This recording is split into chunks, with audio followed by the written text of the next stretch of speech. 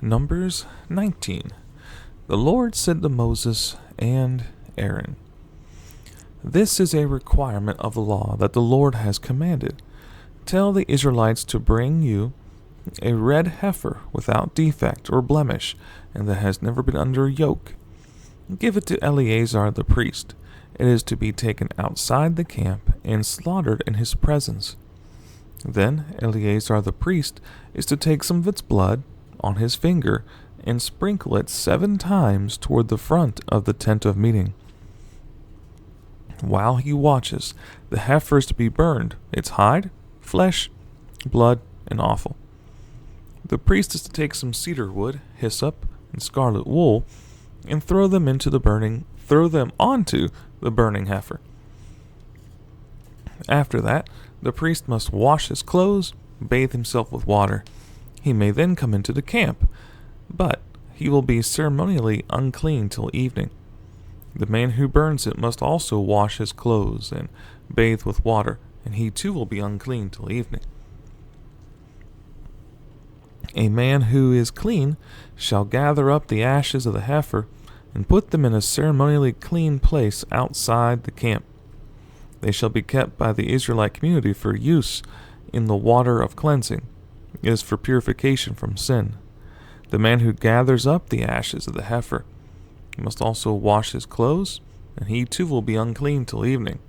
This will be a lasting ordinance both for the Israelites and for the aliens living among them. Whoever touches the dead body of anyone will be unclean for 7 days. He must purify himself with the water on the 3rd day and on the 7th day. Then he will be clean. But if he does not purify himself on the 3rd and 7th days, he will not be clean. Whoever touches the dead body of anyone and fails to purify himself defiles the Lord's tabernacle. That person must be cut off from Israel. Because the water of cleansing has not been sprinkled on him, he is unclean. His uncleanness remains on him. This is the law that applies when a person dies in a tent.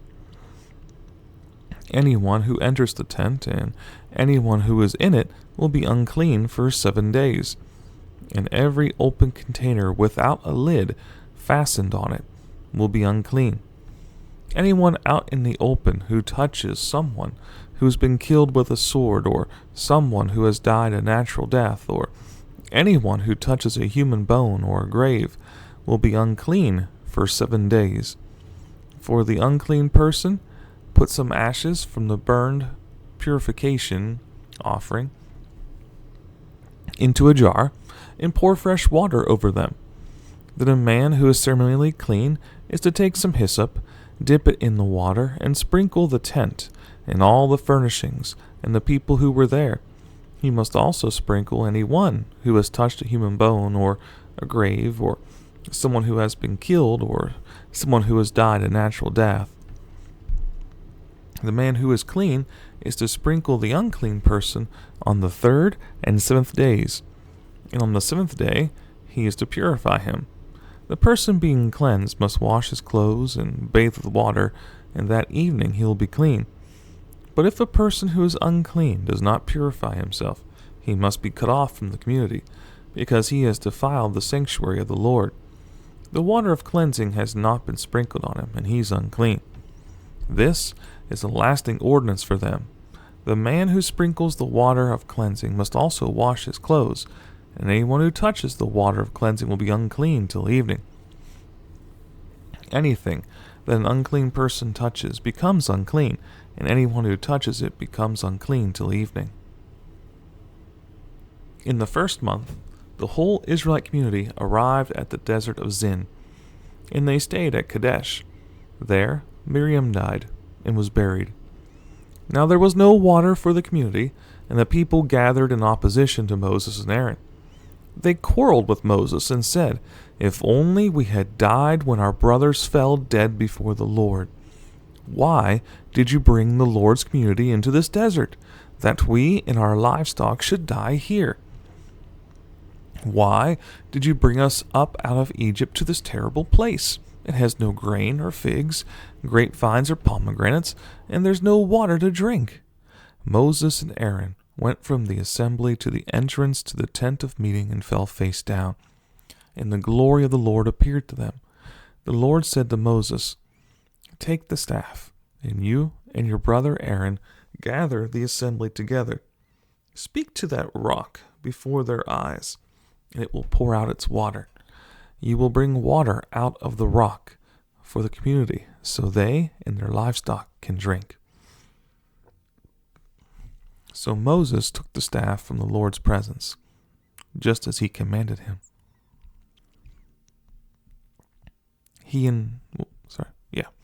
He and Aaron gathered the assembly together in front of the rock, and Moses said to them, "Listen, you rebels, must we bring you water out of this rock?" Then Moses raised his arm and struck the rock twice with his staff. Water gushed out, and the community and their livestock drank. But the Lord said to Moses and Aaron, "Because you did not trust in me enough to honor me as holy in the sight of the Israelites, you will not bring this community into the land I give them." These were the waters of Meribah, where the Israelites quarreled with the Lord, and where he showed himself holy among them. Moses sent messengers from Kadesh to the king of Edom, saying, "This is what your brother Israel says. You know about all the hardships that have come upon us. Our forefathers went down to Egypt. We lived there many years. The Egyptians mistreated us and our fathers. But when we cried out to the Lord, he heard our cry and sent an angel and brought us out of Egypt. Now we are here at Kadesh, a town on the edge of your territory. Please, let us pass through your country. We will not go through any field or vineyard, or drink water from any well. We will travel along the king's highway, and not turn to the right or to the left until we have passed through your territory." But Edom answered, "You may not pass through here. If you try, we will march out and attack you with the sword." The Israelites replied, "We will go along the main road, and if we or our livestock drink any of your water, we will pay for it. We only want to pass through on foot, nothing else." Again they answered, "You may not pass through." Then Edom came out against them with a large and powerful army. Since Edom refused to let them go through their territory, Israel turned away from them. The whole Israelite community set out from Kadesh and came to Mount Hor. At Mount Hor, near the border of Edom, the Lord said to Moses and Aaron,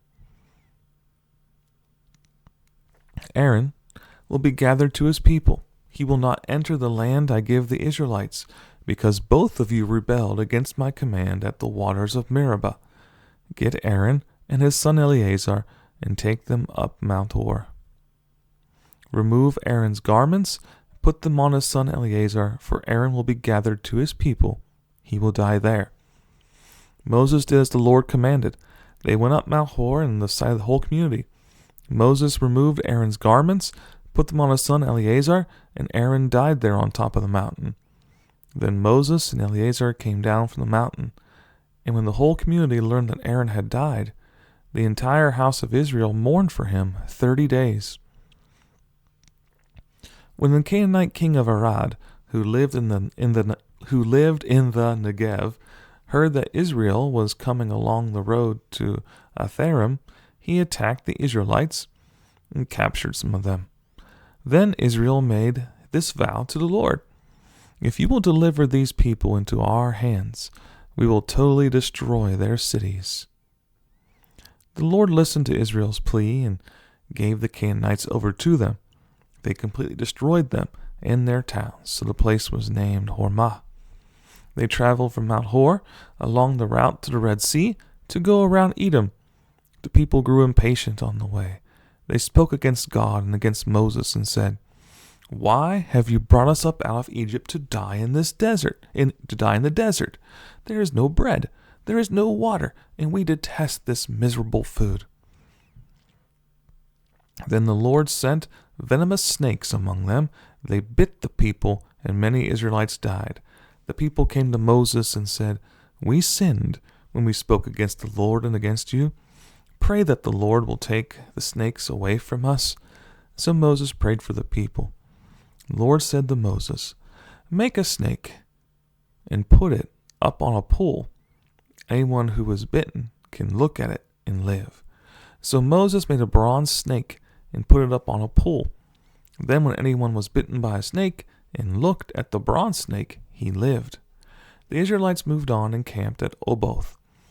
Then they set out from Oboth and arrived in Iabarim, in the desert that faces Moab toward the sunrise. From there they moved on and camped in the Zered Valley. They set out from there, camped alongside the Arnon, which is in the desert extending into Amorite territory. The Arnon is the border of Moab, between Moab and the Amorites. That is why the book of the wars of the Lord says, Waheb and Shupha and the ravines, the Arnon, and the slopes of the ravines that lead to the site of Ar and lie along the border of Moab. From there they continued on to Beer, the well where the Lord said to Moses, "Gather the people together, and I will give them water." Then Israel sang this song, "Spring up, O well, sing about it, about the well that the princes dug, that the nobles of the people sank, the nobles with scepters and staffs." Then they went from the desert to Matana, from Matana to Nahaliel, from Nahaliel to Bamoth, from Bamoth to the valley in Moab, where the top of Pisgah overlooks the wasteland. Israel sent messengers to say to Sihon, king of the Amorites, "Let us pass through your country. We will not turn aside into any field or vineyard, or drink water from any well. We will travel along the king's highway until we've passed through your territory." But Sihon would not let Israel pass through his territory. He mustered his entire army and marched out into the desert against Israel. When he reached Jahaz, he fought with Israel. Israel, however, put him to the sword and took over his land, from the Arnon to the Jabbok, but only as far as the Ammonites, because their border was fortified. Israel captured all the cities of the Amorites and occupied them, including Heshbon and all its surrounding settlements. Heshbon was the city of Sihon, king of the Amorites, who had fought against the former king of Moab, and had taken from him all his land as far as the Arnon. That is why the poets say, "Come to the Heshbon and let it be rebuilt, let Sihon's city be restored." Fire went out from Heshbon, a blaze from the city of Sihon. It consumed Ar of Moab, the citizens of Arnon's heights. Woe to you, O Moab!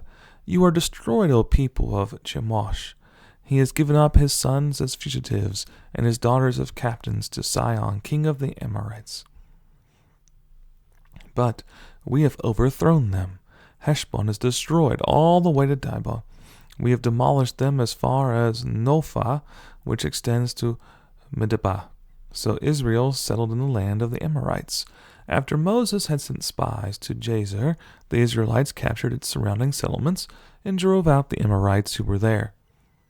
Then they turned and went up along the road toward Bashan, and Og, king of Bashan, and his whole army marched out to meet them in battle at Edrei.